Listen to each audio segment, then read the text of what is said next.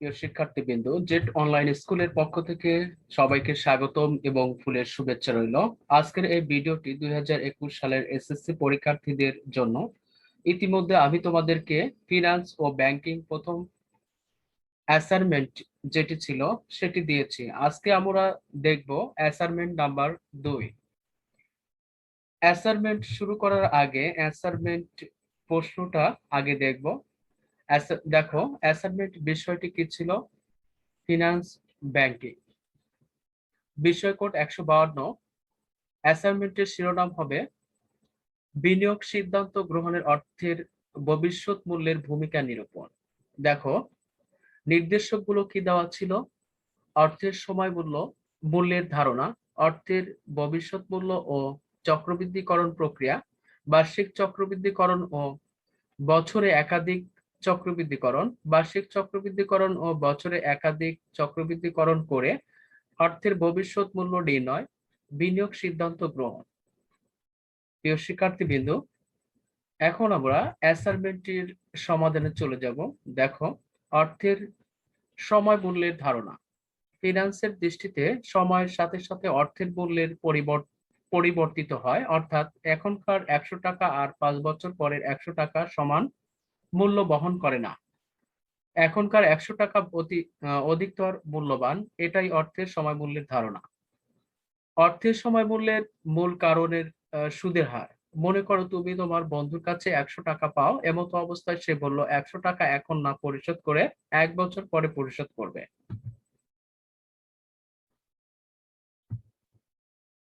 অর্থের সময় মূল্য বলে এখনকার 100 টাকা আর 1 বছর পরের 100 টাকা সমান মূল্য বহন করে না। ধরা যাক সুদের হার শতকরা 10 ভাগ, অর্থাৎ তুমি যদি সোনালী ব্যাংকে এখন 100 টাকা জমা রাখো, তাহলে 5 বছর পরে ব্যাংক তোমাকে 110 টাকা দেবে।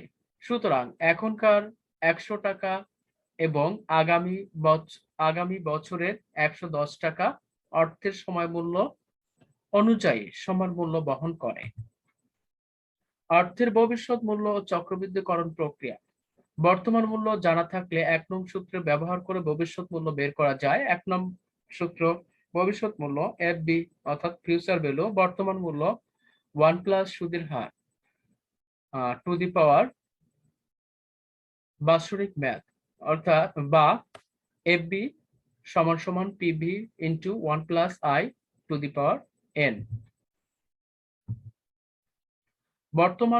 বর্তমানের 100 টাকার 10% হারে 1 বছর পরের ভবিষ্যৎ মূল্য। আমরা জানি এফবি সমান সমান PB into 1 plus I two the power N. এখানে সুদের হার আই সমান সমান 10%, বর্তমান মূল্য পিভি সমান সমান 100 অর্থাৎ প্রেজেন্ট ভ্যালু, সময় এন নাম্বার অফ ইয়ার 1 বছর, ভবিষ্যৎ মূল্যটা কি? আমাদের ভবিষ্যৎ মূল্যটা বের করতে হবে। দেখো, আমরা পিভির আমরা সবগুলোর মান বসিয়ে দেই। দেখো, মান বসালে হয় হচ্ছে 100 গুণন 1.10 গুণন করলে হয় হচ্ছে 110 টাকা। বর্তমানের 100 টাকা 10% হারে 2 বছর পরের ভবিষ্যৎ মূল্য। আমরা জানি এফবি সমান সমান PB into 1 plus I two the power N. এখানে সুদের হার আই সমান সমান 10%, বর্তমান মূল্য পিভি অর্থাৎ প্রেজেন্ট ভ্যালু 100 টাকা, সময় এন অর্থাৎ নাম্বার অফ ইয়ার 2 বছর, ভবিষ্যৎ মূল্যটা বের করতে হবে সেম। তাহলে আমরা সেম একই ওয়েতে আমরা কি করব, মানটা বসিয়ে দেব। দেখো, মান বসালে গুণন করলে হয় হচ্ছে 121 টাকা। ভবিষ্যৎ মূল্য নির্ধারণের জন্য উপযুক্ত উদাহরণের যে প্রক্রিয়াটি ব্যাহত হয়েছে তাকে বলা হয় চক্রবৃদ্ধিকরণ পদ্ধতি। এখানে লক্ষণীয় যে 1 বছর পর 110 টাকা ভবিষ্যৎ মূল্যের মধ্যে আসল 100 টাকা, সুদ 10 টাকা। একইভাবে দ্বিতীয় বছর আরো 10 টাকা সুদ হলে দ্বিতীয় বছরে ভবিষ্যৎ মূল্য হওয়া উচিত 120 টাকা, কিন্তু দ্বিতীয় বছরে ভবিষ্যৎ মূল্য হয়েছে 121 টাকা। এর কারণে দ্বিতীয় বছরের শুরুতে আসল ধরা হয় 110 টাকা এবং তাতে কম করে দ্বিতীয় বছরে 10% হারে সুদ হয় 11 টাকা। এভাবে প্রথম বছরের সুদ আসলে দ্বিতীয় বছরের আসল ধরে তার উপর দ্বিতীয় বছরের সুদ ধার্য করার প্রক্রিয়াকে বলা হয় চক্রবৃদ্ধিকরণ পদ্ধতি। চক্রবৃদ্ধিকরণ পদ্ধতিতে প্রতি বছর সুদ আসলের উপর ধার্য করে ভবিষ্যৎ মূল্য নির্ধারণ করা হয়। অর্থাৎ সুদ আসলের উপর যে সুদ প্রদান করা হয় তাকে চক্রবৃদ্ধিকরণ সুদ বলা হয়। কিন্তু সরল সুদের ক্ষেত্রে কেবল আসলের উপর সুদ গণনা করা হয়।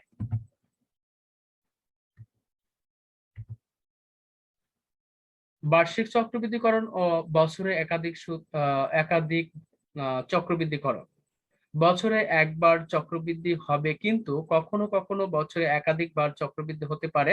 যেমন ব্যাংকে টাকা রাখলে যদি বার্ষিক ভিত্তিতে চক্রবৃদ্ধি হয়, অর্থাৎ বছরে 12 বার চক্রবৃদ্ধি হয়, সেক্ষেত্রে সূত্রটি দুটি পরিবর্তন করতে হবে। বছরে যদি 12 বার চক্রবৃদ্ধি হয় তাহলে প্রথমত সুদের হারকে 12 দিয়ে ভাগ করতে হবে এবং দ্বিতীয়ত ম্যাথকেও 12 দিয়ে গুণ করতে হবে। একটি উদাহরণের মাধ্যমে সূত্রটি করে দেখানো হলো।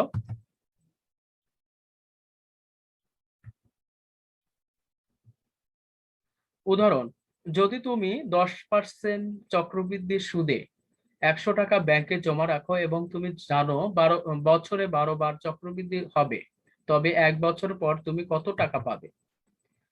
সূত্র 3 নম্বর সূত্র অনুযায়ী এফবি সমান সমান হচ্ছে পিবি অর্থাৎ present value into 1 plus I divided M to the power M N. আমরা জানি এই সূত্রটা বসাই দাও। এখানে সুদের হার হচ্ছে 10%, বর্তমান মূল্য 100 টাকা, বছরে চক্রবৃদ্ধির সংখ্যা হচ্ছে এম সমান সমান 12, সময় নাম্বার অফ ইয়ার অর্থাৎ হচ্ছে 1 বছর, ভবিষ্যৎ মূল্যটা আমাদের বের করতে হবে। আমরা তাহলে মান বসিয়ে দিই, সবগুলোর মান বসাইলে এটা হয়, মান বসিয়ে গুণ করে দিলে, যোগ বিয়োগ গুণ করলে দেখো তো কত আসে, 110 টাকা 47 পয়সা। ধারণা, যদি তুমি আজকে 100 টাকা ব্যাংকে জমা রাখো তাহলে 1 বছর পরে তুমি 110 টাকা 47 পয়সা পাবে। অর্থাৎ তুমি 110 টাকা 47 পয়সা মাইনাস 100 টাকা সমান সমান 100, অর্থাৎ হচ্ছে 10 টাকা 87 টাকা 10 টাকা 87 পয়সা বেশি পাবে।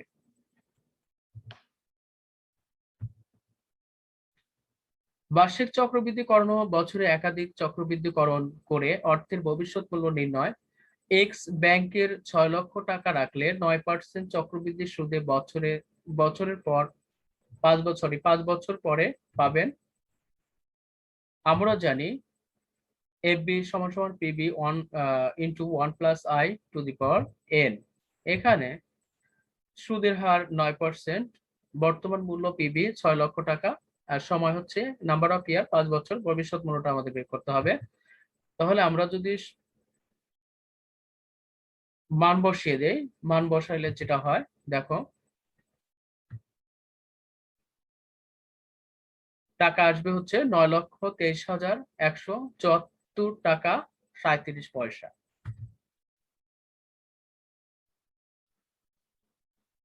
এবং এক্স ব্যাংকে 4 লক্ষ টাকা রাখলে 9% চক্রবৃদ্ধি সুদে 5 বছর পর পাবেন। আমরা জানি এফবি সমান সমান PB into 1 plus I two the power N. এখানে সুদের হার আই সমান সমান 9%, বর্তমান মূল্য পিবি 4 লক্ষ টাকা, আর সময় অর্থাৎ নাম্বার অফ ইয়ার 5 বছর, ভবিষ্যৎ মূল্যটা আমাদের কি বের করতে হবে। ভবিষ্যৎ মূল্যের সূত্রটা তো লিখেছি, দেখো এখন মান বসিয়ে দাও। মান বসিয়ে দিলে যেটা হয়, ক্যালকুলেট করলে আমাদের আসে হলো 6,15,449 টাকা 58 পয়সা। আবার ওয়াই ব্যাংকে 6 লক্ষ টাকা 8.5% সাপ্তাহিক চক্রবৃদ্ধি সুদে 5 বছর পর পাবেন। আমরা জানি এফবি সমান সমান PB 1 plus I into M to the power M N.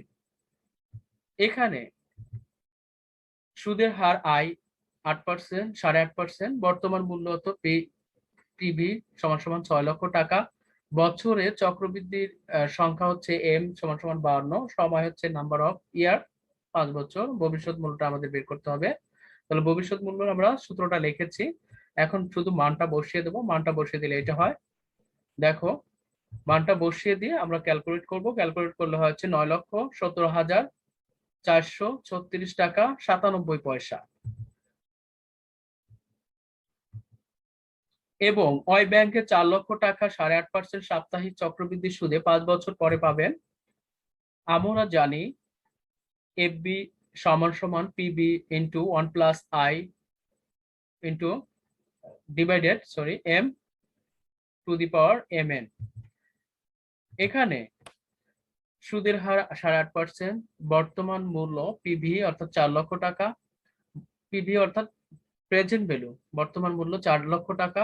বছরের চক্রবৃদ্ধির সংখ্যা হচ্ছে এম 52, সময় হচ্ছে এন নাম্বার অফ ইয়ার 5 বছর। আমাদের ভবিষ্যৎ মূল্যটা বের করতে হবে। ভবিষ্যৎ মূল্য আমরা সূত্রটা লিখেছি, এখন শুধু মানটা বসিয়ে দেই। দেখো মান বসিয়ে দিলে যেটা হয় 6,11,624 টাকা 64 পয়সা।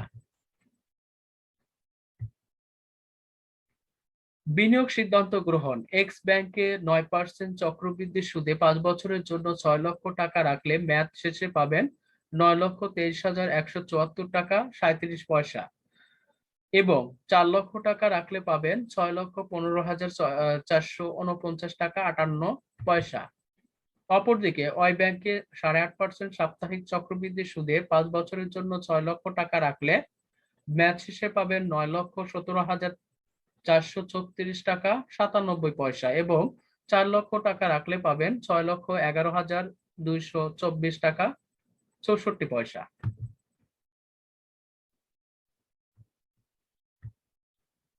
যেহেতু তিনি দুইটি ব্যাংকেই টাকা রাখতে চান, সুতরাং তার 10 লক্ষ টাকার মধ্যে 6 লক্ষ টাকা এক্স ব্যাংকে এবং 4 লক্ষ টাকা ওই ব্যাংকে জমা রাখলে বেশি লাভবান হবেন, কারণ এই সিদ্ধান্তের ফলে তিনি 5 বছর পর সর্বোচ্চ 15,34,799 টাকা 1 পয়সা পাবেন। অপরদিকে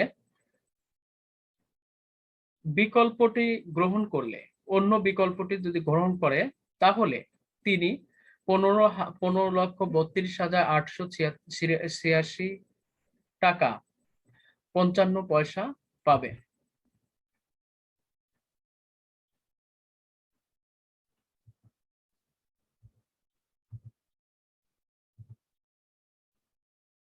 stay home, stay safe, thanks to all.